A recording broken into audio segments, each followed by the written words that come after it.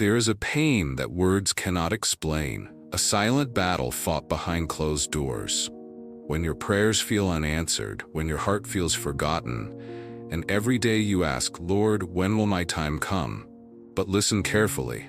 Heaven has not overlooked you. God sees the tears you cry in secret.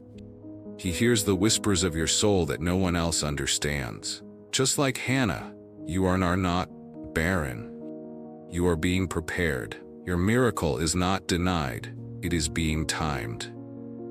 And when God moves, He moves in a way that silences every mocker and fills every empty space in your life. Stay with me, because this is your Hannah moment. There's a kind of waiting that feels like it's crushing your soul, when every passing day feels like a reminder that your miracle hasn't come. Hannah knew that pain. Year after year, she went up to the house of the Lord, but her womb remained empty. She smiled on the outside, but inside, her heart was breaking. Maybe you're in that season right now, a season where it feels like your prayers are bouncing off the ceiling. You see others receiving what you're still begging God for, and you wonder, Lord, have you forgotten me? But here's the truth. God's silence is not God's absence. He is nearer than you think. He is molding your faith in the waiting. Because your blessing is not being denied, it's being refined. You are not overlooked. You are being prepared. Delay is not denial. When Hannah was weeping year after year, it wasn't because God had forgotten her. It was because God was arranging a perfect moment. The Bible says in Habakkuk 2:3, "For the vision is yet for an appointed time, though it tarry, wait for it. It will surely come, it will not delay." And in Ecclesiastes 3 verse 1, "To everything there is a season, and a time to every purpose under the heaven." Your waiting is not wasted. Your pain is not purposeless. You are not stuck. You are simply being synchronized with heaven's perfect timetable. Hannah's appointed time came, and when it did, her story changed forever. Yours will too. God is not in a hurry, but He is always on time. Not everyone will understand your journey. Some will mock you, just like Peninnah mocked Hannah. She was relentless, provoking her, reminding her of what she didn't have. But Hannah, she didn't fight back with words. She didn't waste her strength on petty battles. She took her pain to the one who could change her situation. Maybe you have Peninnahs in your life. People who belittle your dreams, laugh at your prayers, question your faith. But hear this, the mockery of man does not cancel the promises of God. In Psalm 23:5 it says, "You prepare a table before me in the presence of my enemies." God is not only going to bless you, He's going to bless you where they can see it. Not for revenge, but to show them the power of grace. Stay focused.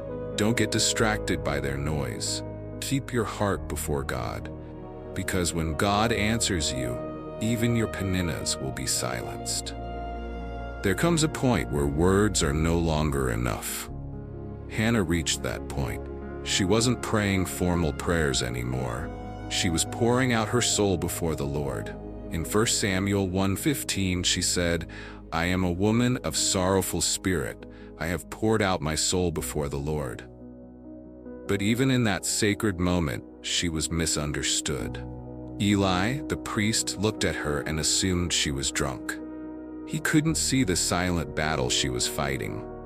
But God did. You may be in a season where people misread you. They think you're okay because you smile. They think you're weak because you cry. But let me tell you this, God knows your heart.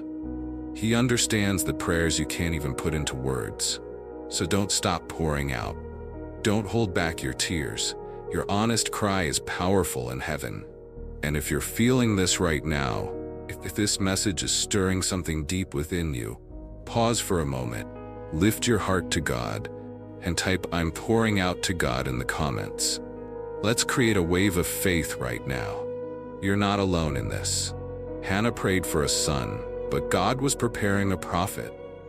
She asked for a child to remove her shame, but God gave her a child who would shape a nation. That's how God works. He doesn't just meet your expectations, He exceeds them. The Bible says in Ephesians 3:20, "Now to Him who is able to do exceedingly abundantly above all that we ask or think, according to the power that works in us." You may be asking God for something small, just enough to get by, just enough to heal your heart. But God is planning something bigger. Hannah didn't know that Samuel would anoint kings. She didn't know her prayer would birth a leader. And you don't know yet how big your miracle is going to be.